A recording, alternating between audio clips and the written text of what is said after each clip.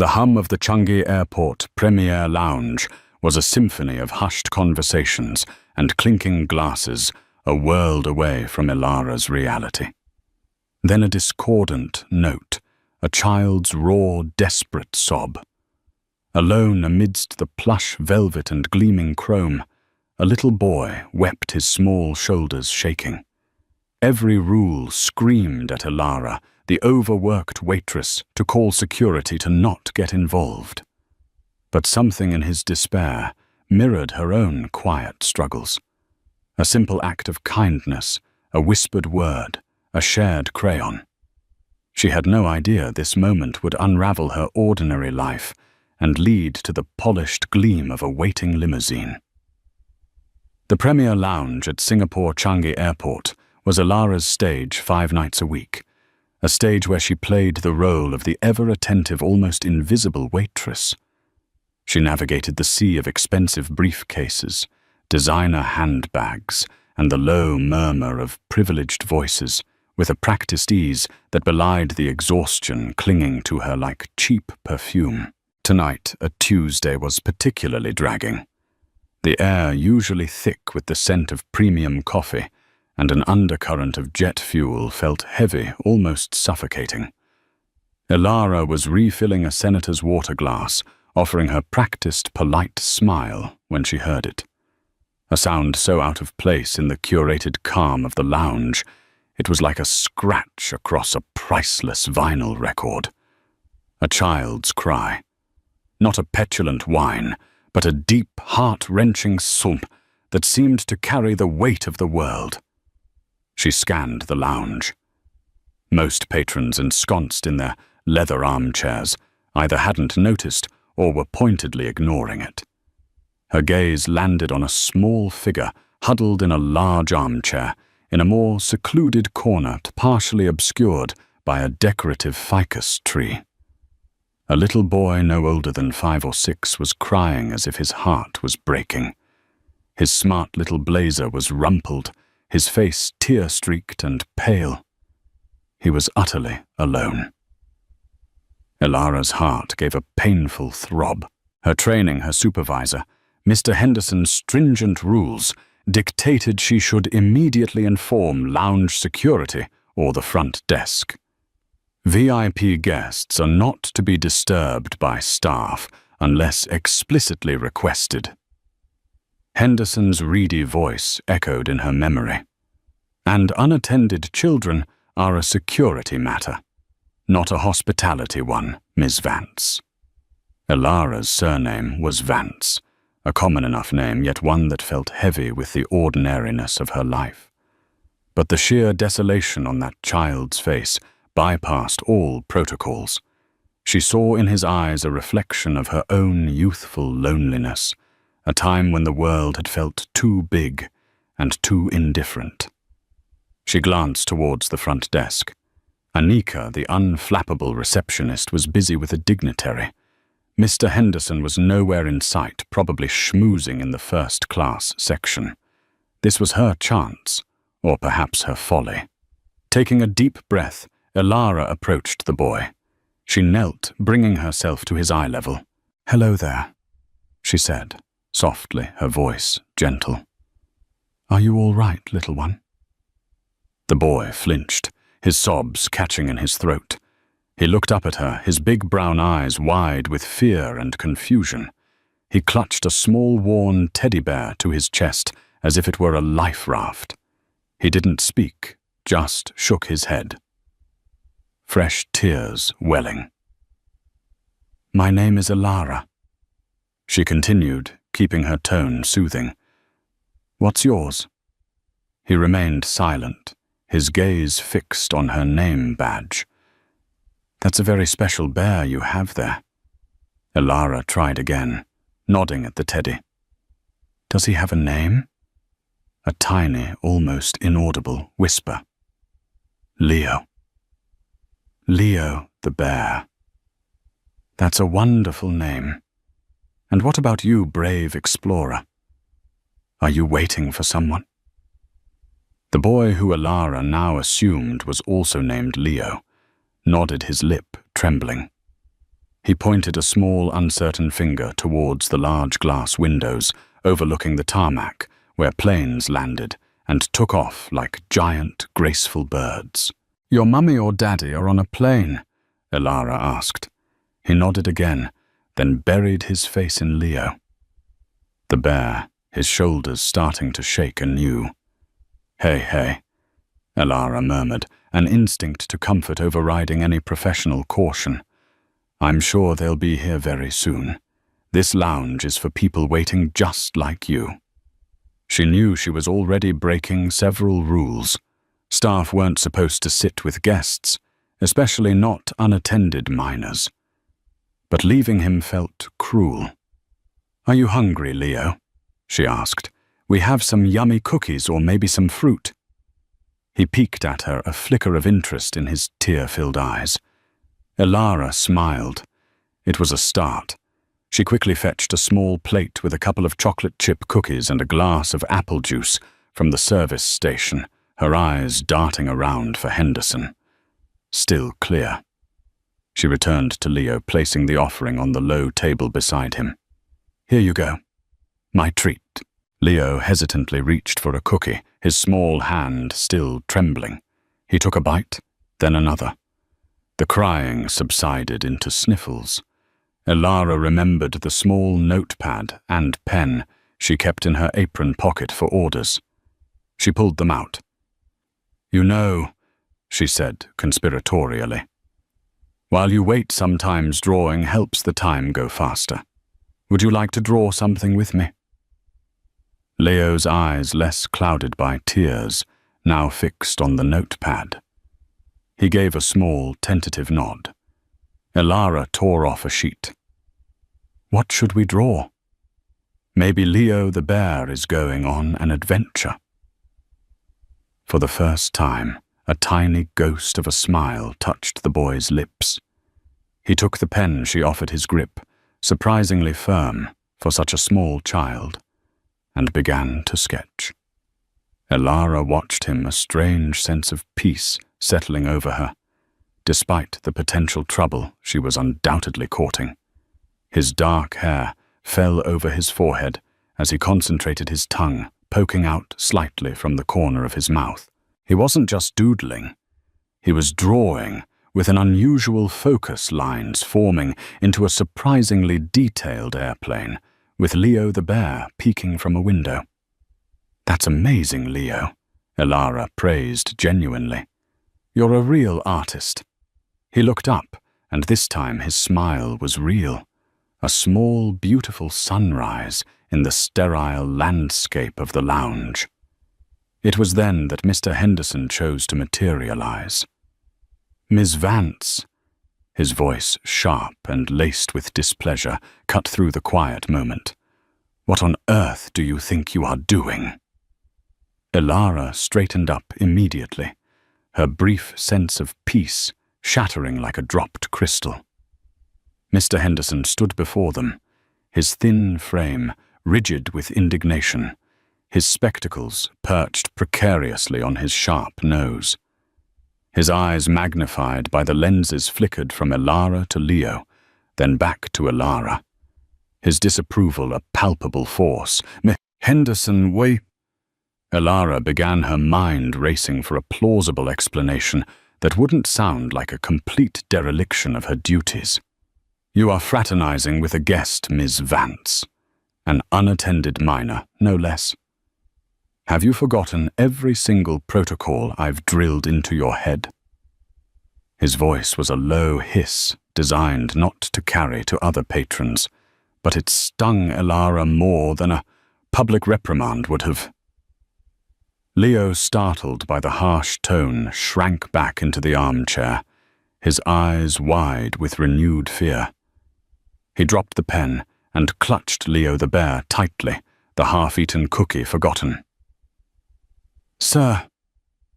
"The child was distressed," Elara explained, trying to keep her voice calm and respectful. "He was crying alone. I was just trying to comfort him until his parents could be located." "Comforting him?" Henderson scoffed, his gaze sweeping over the cookies and juice the notepad. It looks more like you've set up a nursery. Your job, Ms. Vance, is to serve paying customers, not to play nanny. You should have alerted the front desk or security immediately. This is a breach of conduct, a serious one." "I was about to, sir," Elara lied, a flush creeping up her neck. "I just wanted to ensure he wasn't overly panicked." Henderson was unmoved. "The state of the child is not your primary concern.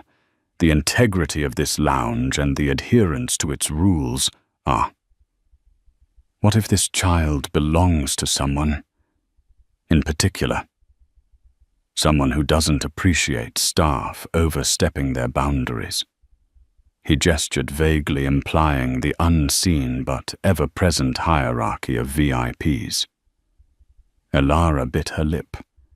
He was right, of course, from a purely procedural standpoint. But looking at Leo's small, frightened face, she couldn't bring herself to regret her actions. "What is the child's name?" "Who is he with?" Henderson demanded, turning his sharp gaze on Leo, who cringed. "His name is Leo, sir," Elara said quickly, protectively. "He indicated his parents were on an incoming flight." "He hasn't said their names." Henderson sighed dramatically. "Useless. Right, Ms. Vance, return to your duties. Immediately. I will have Anika make an announcement and contact airport security to deal with this situation." The way he said "this situation" made Leo sound like a piece of lost luggage. Elara wanted to argue to stay, to reassure Leo that everything would be all right. But Henderson's glare was icy. One more misstep, and she could lose her job, a job she desperately needed, despite its thankless nature. The rent for her small HDB flat in Bedok was due, and her younger sister's school fees weren't going to pay themselves. "Yes, Mr. Henderson," she murmured, her gaze lingering on Leo for a moment. He looked so small and vulnerable. She gave him a tiny, almost imperceptible nod of encouragement before turning away. The boy's eyes followed her, filled with a silent plea that twisted her insides. As she walked away, resuming her rounds of clearing glasses and offering refills with a plastic smile, she could hear Henderson's curt tones as he spoke into his lapel microphone, presumably to Anika or security. She tried to block it out to focus on the tasks at hand, but her mind kept replaying Leo's tear-streaked face. His initial fear and the brief, precious moment of connection they had shared over a drawing of a bear in an airplane. The lounge seemed colder now, the low hum of conversation more irritating than soothing. Every few minutes, her eyes would stray towards the corner where Leo sat. She saw Anika approach him, her professional smile firmly in place. Anika was kind, but she was also a stickler for rules. She spoke to Leo for a few moments, then returned to her desk, a slight frown on her face. No security personnel appeared immediately. An announcement crackled over the lounge's PA system, a smooth, feminine voice requesting the parents or guardians of a young boy named Leo to please make themselves known to the front desk. The announcement was repeated 3 times in English and Mandarin. Silence. No one came forward. Elara felt a knot of anxiety tighten in her stomach. Where were his parents? An hour passed, then another. Leo remained in the armchair, no longer crying, but a picture of dejection. He hadn't touched the rest of his cookie or his drawing. Anika had placed a blanket over him, and he seemed to have dozed off, his dark hair falling over his forehead, his small hand still gripping Leo the bear. Elara's shift was nearing its end. She was exhausted, her feet ached, and the encounter with Henderson had left a bitter taste in her mouth. As she tidied her station, preparing for the handover to the night staff, she couldn't shake the image of the sleeping child. It was highly unusual for a child to be left unattended for so long in such a secure environment. Just as she was about to clock out, she saw movement near Leo. 2 airport security officers, looking stern and official, were now standing by his chair, speaking quietly with Annika. One of them gently tried to rouse Leo. Elara paused her hand on the door to the staff locker room. This was it. They would take him to a designated airport facility for lost children. It was the proper procedure. He would be safe. Yet a profound sense of unease settled over her. It felt wrong, unfinished. She thought of the drawing still lying on the table. Leo the bear flying home. With a sigh, she turned to leave. What more could she do? She was just a waitress. Elara had just changed out of her uniform, the stiff fabric a welcome relief, and was gathering her belongings from her locker. The thought of the crowded MRT ride back to Bedok filled her with a familiar weariness. All she wanted was a hot shower and the oblivion of sleep. As she stepped out of the staff area, intending to head for the airport's public exit, she instinctively glanced towards the Premier Lounge's entrance and stopped. A couple stood there speaking with Annika in urgent, hushed tones. They were impeccably dressed, radiating an aura of wealth and understated power that was common enough in the lounge, yet there was an intensity about them that set them apart. The woman was tall and elegant, her blonde hair swept into a chic chignon, her face etched with worry. The man beside her was dark-haired with a sharp suit and an air of controlled urgency. He exuded authority. Could these be Leo's parents? Elara lingered hidden from their direct view by a large potted palm. She saw Annika gesture towards the corner where Leo had been. The couple moved swiftly in that direction, their anxiety palpable. Elara's heart, which had been heavy with concern for the boy, felt a small lift. He wouldn't be alone much longer. She saw the woman rush forward, kneeling beside the armchair where Leo was still sleeping now, with one of the security officers standing watchfully nearby. The man stood a little behind her. His hands clasped, his gaze fixed on his son. Elara allowed herself a small, relieved smile. It seemed the crisis was averted. She turned to leave her part in this small drama concluded. She had her own life, her own problems waiting for her. Ms. Vance. Elara froze. It was Mr. Henderson's voice, but it lacked its usual sharp edge. It sounded strained.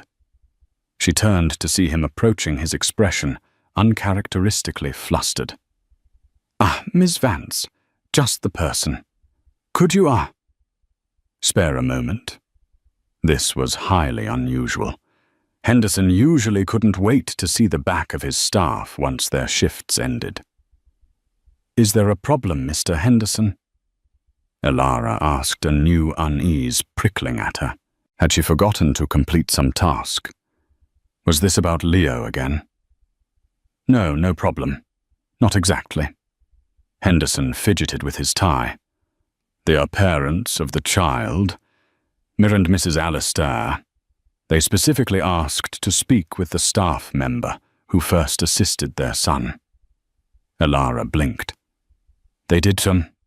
"Yes," Henderson said, avoiding her eyes.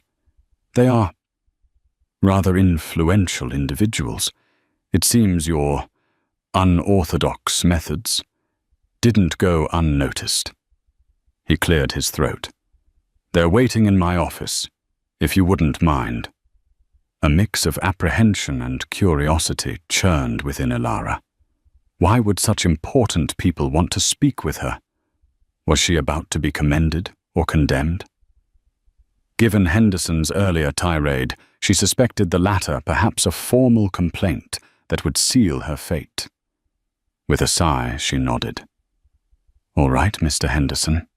She followed him back through the staff corridors, to his small utilitarian office. The couple she had seen earlier were seated inside, looking even more formidable up close. The woman who introduced herself as Isabel Alistair had kind eyes despite her worried expression. The man Julian Alistair nodded curtly, his gaze intense and scrutinizing. "Miss Vance," Isabel Alistair began, her voice soft, but carrying an undercurrent of emotion. "Thank you for agreeing to see us. We wanted to personally thank you for looking after our son Leo." Elara was taken aback. "Oh, it was nothing really. I just tried to keep him calm." "It was far from nothing, Ms. Vance." Julian Alistair interjected, his voice deep and resonant. "Leo, he doesn't talk to strangers easily. He has been through a difficult experience recently. For him to trust you to even interact with you, that's significant." "We were unavoidably delayed," Isabel explained, her hand instinctively going to her chest. "A last-minute diversion of our flight due to a technical issue. We were frantic. The thought of him alone." Her voice wavered. "The lounge staff informed us you were with him for some time." Julian continued, "that you drew with him." He gestured towards a piece of paper on Henderson's desk. It was Leo's drawing of the bear in the airplane. "He hasn't drawn like that so freely in months." Elara felt a blush creep up her cheeks. "He's a very talented boy. He was just scared and lonely." "Indeed," Julian said, a hint of a smile touching his lips. "Mr. Henderson has explained the lounge protocols." He glanced pointedly at Henderson, who suddenly looked very uncomfortable. "While we understand the need for rules, we are immensely grateful for your compassion, Ms. Vance. You showed him kindness when he most needed it." Isabel reached into her handbag and pulled out an envelope. "We wanted to offer you a small token of our gratitude." She held it out to Elara. Elara hesitated. "Oh no, I couldn't possibly. It's my job to help guests." "Please," Isabel insisted gently. "You went above and beyond. This is the least we can do." Reluctantly, Elara took the envelope. It felt thick. She didn't dare open it in front of them. "Thank you," she murmured, feeling overwhelmed. "How is Leo now?" "He's still a bit shaken, but he's asking for you, actually," Isabel said, a warm smile lighting her face. "He called you the drawing lady." Elara couldn't help but smile back. "I'm glad he's okay." "We won't keep you any longer, Ms. Vance," Julian said, rising. "Thank you again. Your kindness will not be forgotten." As they left Henderson's office, accompanied by the still flustered manager, Elara let out a breath she hadn't realized she was holding. It seemed she wasn't in trouble after all. In fact, quite the opposite. She slipped the envelope into her bag, a strange lightness in her step. Perhaps doing the right thing, even if it bent the rules, wasn't always a mistake. She clocked out the encounter, replaying in her mind. The Alistairs. They seemed genuinely grateful. As she exited the staff wing and headed towards the public escalators leading down to the MRT station, she passed the main departure hall. And then she saw it. Parked discreetly near the curb, amidst a flurry of taxis and airport shuttles, was a sleek black limousine. The kind you only saw in movies or ferrying rock stars and royalty. A chauffeur in a crisp uniform stood by the open rear door. But it wasn't the limousine that made Elara stop dead in her tracks. It was the two men in dark suits standing near it. They weren't chauffeurs. They had the distinct, unmistakable bearing of a high-level security detail. One of them was speaking into a discreet earpiece, his eyes scanning the area with professional vigilance. As Elara watched, bewildered Mr. Henderson hurried out of the terminal, looking more agitated than ever. He spoke briefly to one of the security men, gesturing back towards the airport. The security man nodded, then his gaze swept across the forecourt and landed squarely on Elara. He straightened. He spoke a few words to his colleague, and then both men began walking directly towards her. Elara's blood ran cold. Her heart hammered against her ribs. What was happening? This couldn't be about her. It had to be a mistake. The gratitude of the Alistairs was one thing. A limousine and a security team were something else entirely. This felt ominous. She thought about running, disappearing into the evening crowds. But her feet felt rooted to the spot, a terrifying premonition washing over her. The men approached, their expressions unreadable, their presence imposing. The taller of the two stopped a few feet from her. "Ms. Elara Vance," he asked, his voice polite but firm. Elara swallowed her throat dry. "Yes, we've been instructed to escort you. Please come with us." It wasn't a request. Fear, cold and sharp, pierced through Elara's confusion. "Escort me." Why is this about Leo Alistair? The security man, whose name tag read Marcus, offered a curt, almost imperceptible nod. "All questions will be answered, Miss Vance. Please, if you would." He gestured towards the waiting limousine. Elara's mind reeled. This was insane. One moment she was a waitress finishing her shift. The next, she was being flanked by men who looked like they'd stepped out of a spy thriller. Mr. Henderson was hovering anxiously by the terminal entrance, wringing his hands pointedly, not meeting her gaze.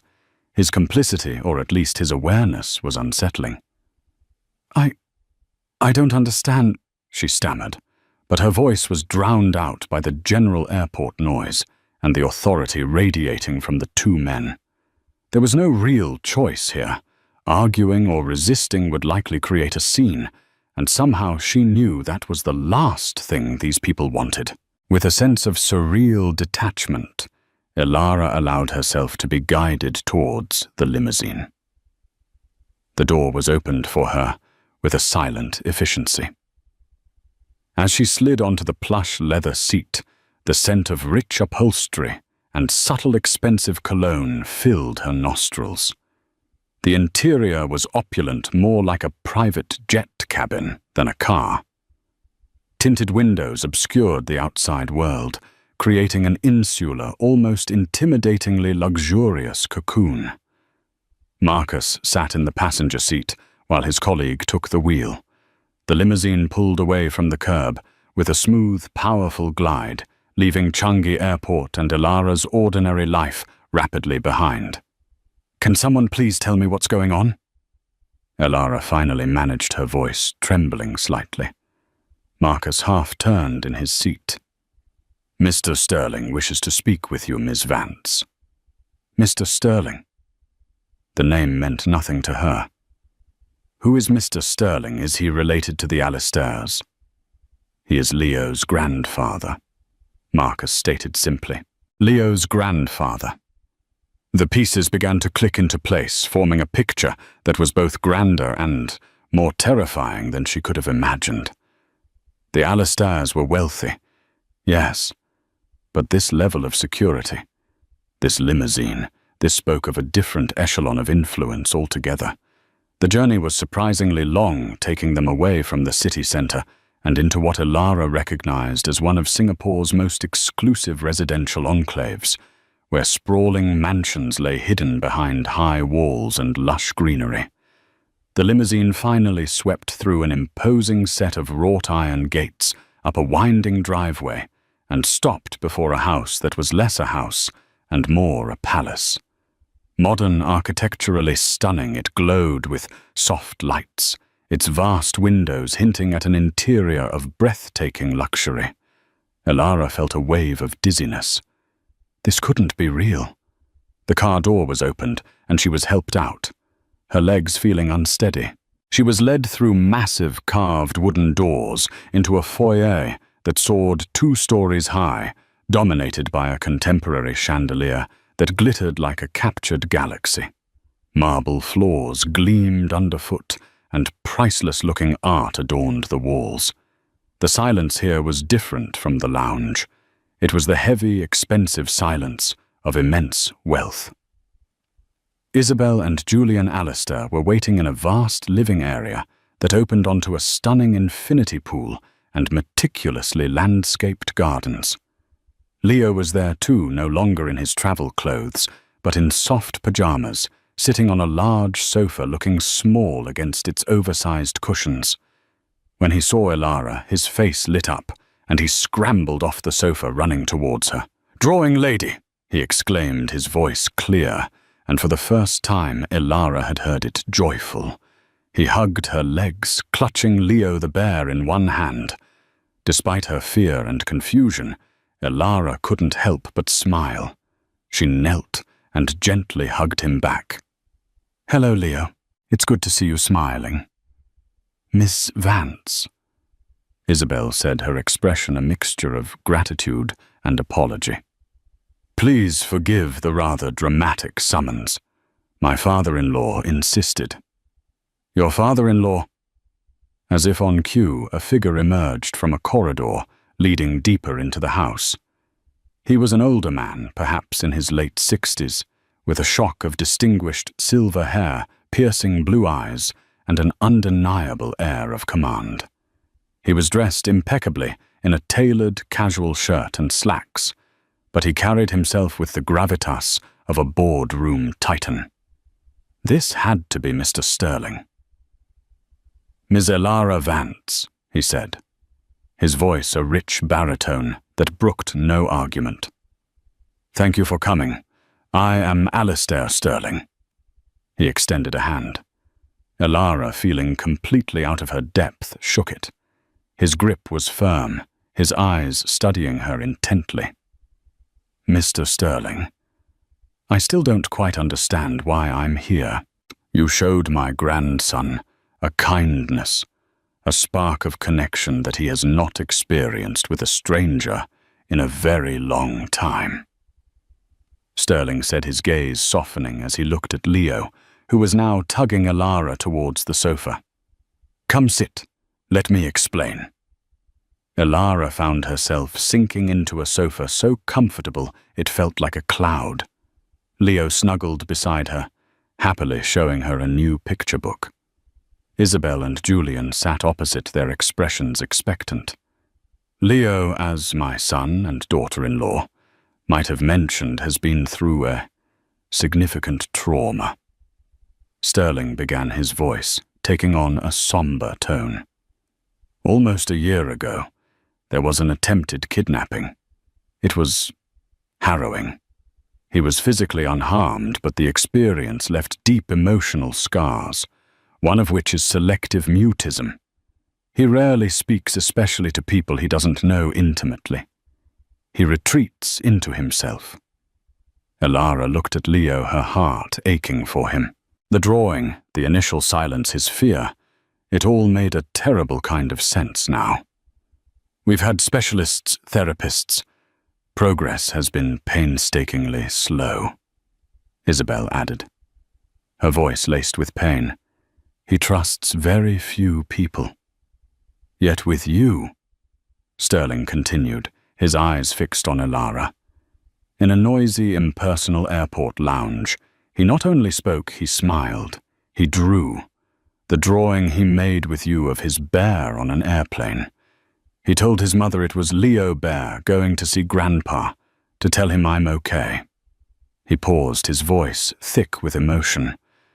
That drawing, Ms. Vance, was the most eloquent message I've received in months. Elara was speechless. The simple act of sharing a pen and paper had carried such profound weight. When Julian and Isabel told me about you, about how you comforted him, how you instinctively knew how to reach him when so many trained professionals have struggled, I knew I had to meet you," Sterling said. "What you did was not nothing, as you apparently told my daughter-in-law. It was a lifeline. He leaned forward, his blue eyes intense. Miss Vance, my grandson, is the most important person in the world to me. His happiness, his well-being. I would move heaven and earth for it. Elara waited, a sense of foreboding mixing with a strange, dawning understanding. This wasn't just about gratitude. The Alistairs are based primarily in London, Sterling explained. Business often takes Julian and Isabel away. Leo has a team of caregivers, of course, the best money can buy. But he needs more than just care. He needs connection. He needs consistency. He needs someone who can see past his guilance to the bright, wonderful boy he is. He paused, letting his words sink in. The opulence of the room, the weight of their expectations pressed down on Elara. Miss Vance, Alistair Sterling said, his voice now softer, almost pleading. I have a proposition for you.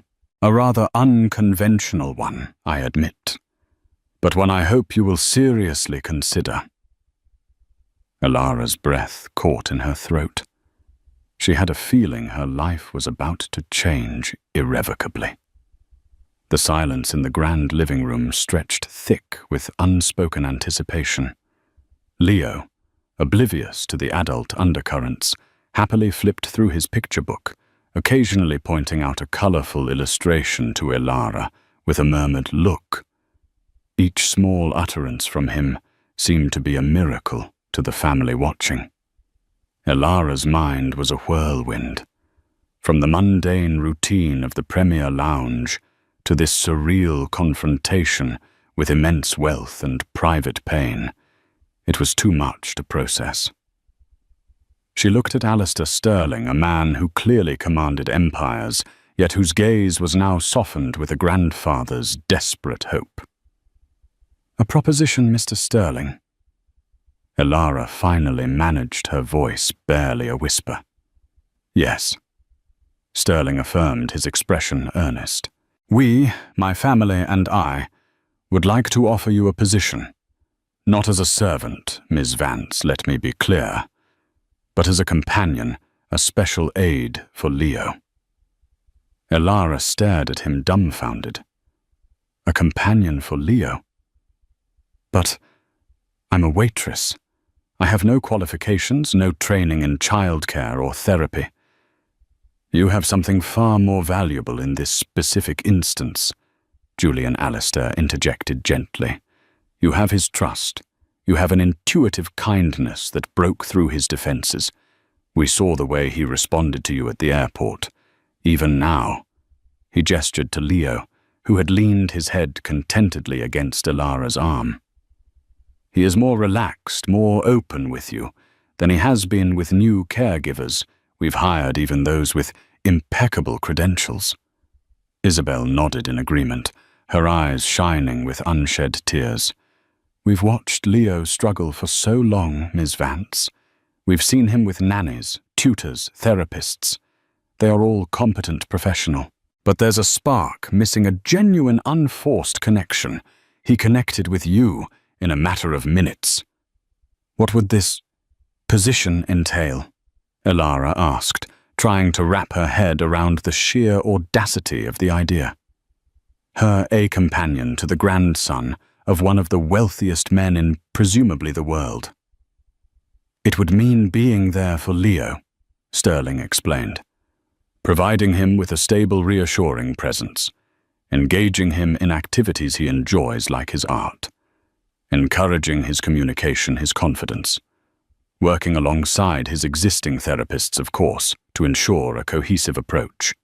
Essentially, Ms. Vance, we want you to be his friend, his confidant, someone who can help him navigate his world with a little more joy and a lot less fear. He paused, then added, You would live here initially in a private suite of rooms. All your expenses would be covered naturally, and the remuneration would be substantial. Far more than you earn at the airport lounge, I assure you. Or enough to provide you with significant financial security. Elara's thoughts immediately flew to her small flat in Bedok, the overdue bills and her sister's education. The sum hinted at was life-altering. The envelope from the Alistairs, still unexamined in her bag, suddenly felt insignificant compared to this staggering offer. But it wasn't just the money. It was Leo. She looked down at the small boy beside her, his dark hair soft against her arm, his innocent face turned up to her with complete trust. She remembered his desolate sobs in the lounge, the fear in his eyes, and then the tiny, hesitant smile when she'd offered him a pen. She had, in that brief encounter, felt a powerful pull, a desire to protect and nurture him. Yet doubts gnawed at her. Mr. Sterling, this is incredibly generous, but it's a huge responsibility. What if I'm not good enough? What if I disappoint you, or worse? Leo. The fear of failure, of inadequacy, was a familiar companion in Elara's life. "My dear Ms. Sterling said, his voice kind. "The only way you could disappoint us is by not being true to the compassionate person you clearly are. We are not expecting miracles overnight. We are looking for genuine human connection. Leo chose you. In his own way, he reached out to you.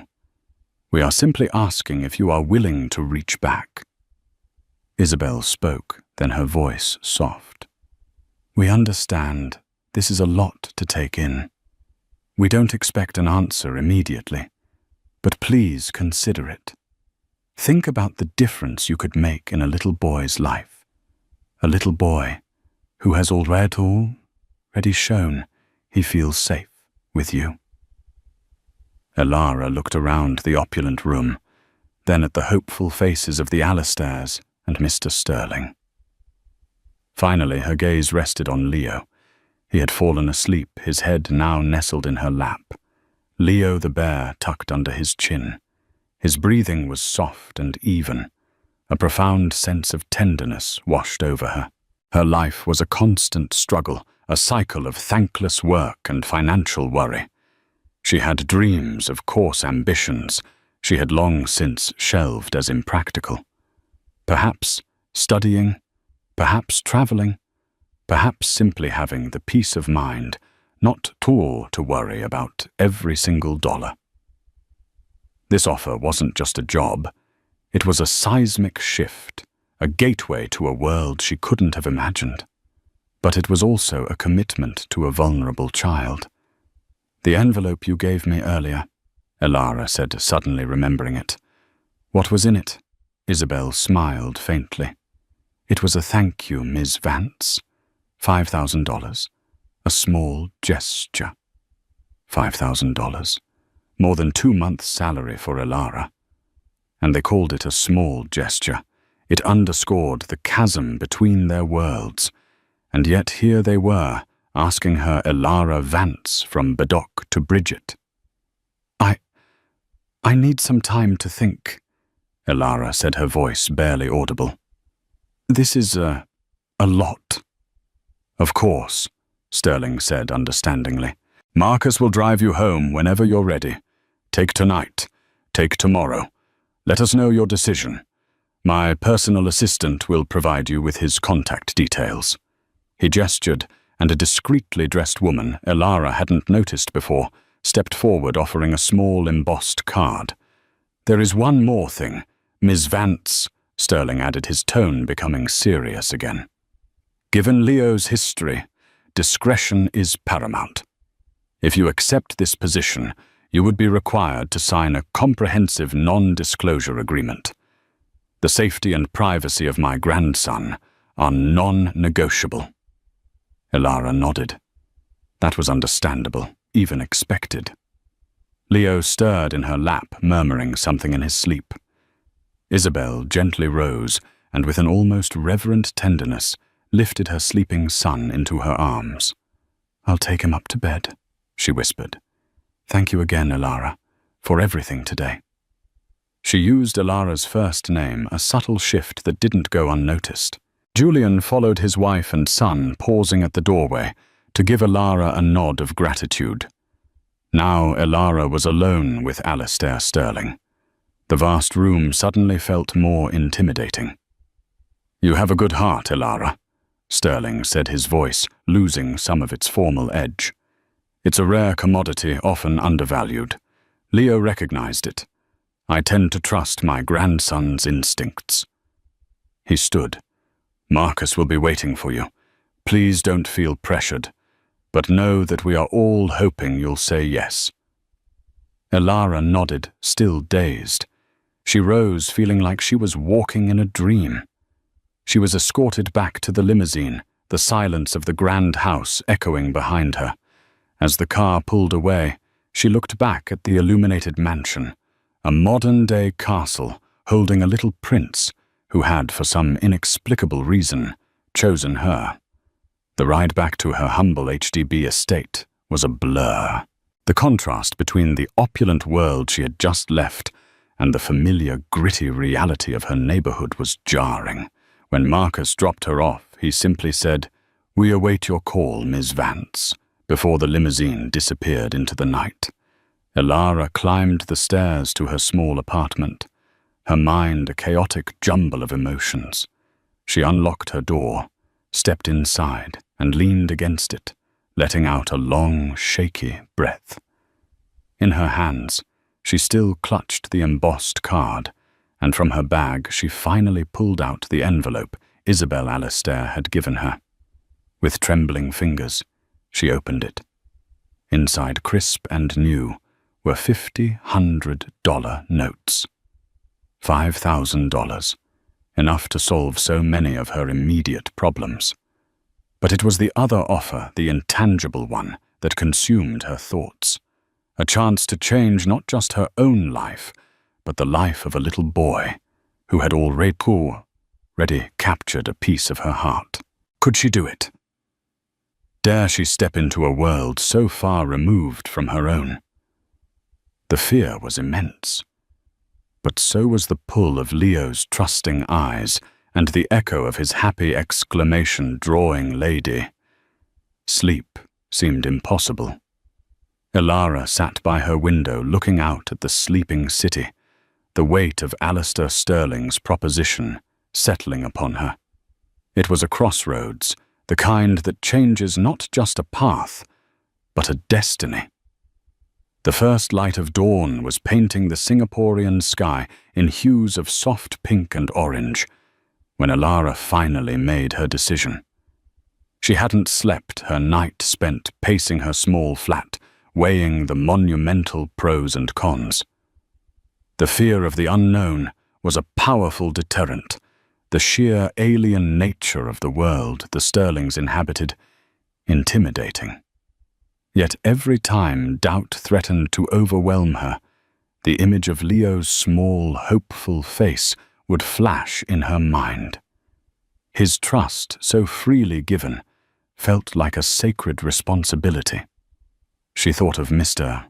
Henderson, his petty tyrannies, the soul-crushing monotony of the Premier Lounge. She thought of the constant anxiety about bills, the dreams she had reluctantly shelved. This offer wasn't just an escape. It was an opportunity to make a genuine difference, to be valued not for her subservience, but for her compassion. And yes, the financial security was a life-altering prospect, promising freedom from a daily grind that was slowly eroding her spirit. With a deep breath that felt like the first truly clear one she'd taken in years, Elara picked up her phone. She dialed the number on Alistair Sterling's assistance card. It was answered on the second ring by a calm, professional voice. "Mr. Sterling's office, Amelia speaking." "Good morning, Amelia," Elara said, her voice surprisingly steady. "This is Elara Vance. I was asked to call with my decision regarding Mr. Sterling's proposition." There was a brief pause. "Ms. Vance, good morning. Please go ahead. Please inform Mr. "Sterling," Elara said, a nascent smile touching her lips, "that I accept." A subtle warmth entered Amelia's voice. "That is wonderful news, Miss Vance. Mr. Sterling will be very pleased. We will make the necessary arrangements immediately. A car will be sent for you later this morning to discuss the details and formalities if that is convenient." And just like that, the course of Elara Vance's life pivoted. The following days were a whirlwind. There were contracts to sign. The non-disclosure agreement was as comprehensive and ironclad as Sterling had promised. There were meetings with Julian and Isabel, who outlined Leo's routines, his likes and dislikes, and the approaches his current therapists were using. They were open, honest, and deeply grateful, treating Elara not as an employee, but as a valued partner in their son's recovery. She met Leo's therapists, Dr. Ramirez, a child psychologist, and Ms. Chen, a play therapist. Both were initially reserved, perhaps skeptical of this untrained waitress joining their team. But Elara listened more than she spoke, absorbing their insights, her genuine affection for Leo evident. She didn't pretend to have their expertise. She simply offered her willingness to learn and support their efforts. Her goodbyes at the Premier Lounge were brief. She gave her 2 weeks' notice to a bewildered Mr. Henderson, who seemed to oscillate between suspicion and a dawning, horrified realization that he might have catastrophically misjudged a situation involving some very powerful people. Elara felt a quiet satisfaction seeing his composure crack, but no malice. Her focus was already elsewhere. Moving into the Sterling residence was like stepping into another dimension. Her suite of rooms was larger than her entire Bedok flat, beautifully furnished with a balcony overlooking the lush gardens. It was luxurious, certainly, but what mattered most was the small, excited boy who greeted her on her first official day, tugging her hand and chattering about a new set of art supplies his grandfather had bought him. "We can draw space rockets, Elara, big ones." The transformation in Leo, even in those early days, was remarkable. With Elara, his selective mutism seemed to recede. He wasn't suddenly garrulous with everyone, but in her presence he was more expressive, more confident. They spent hours drawing, reading, playing in the garden, and simply talking. Elara discovered he had a wickedly intelligent sense of humor and a boundless imagination. She learned to navigate the world of the ultra-rich, the quiet efficiency of the household staff, the understated but immense power that Alistair Sterling wielded. But her focus remained steadfastly on Leo. She wasn't just his companion. She became his champion, his safe harbor. There were challenges, of course. Days when Leo retreated into his shell, frustrated by his inability to express himself or overwhelmed by a lingering shadow of his trauma.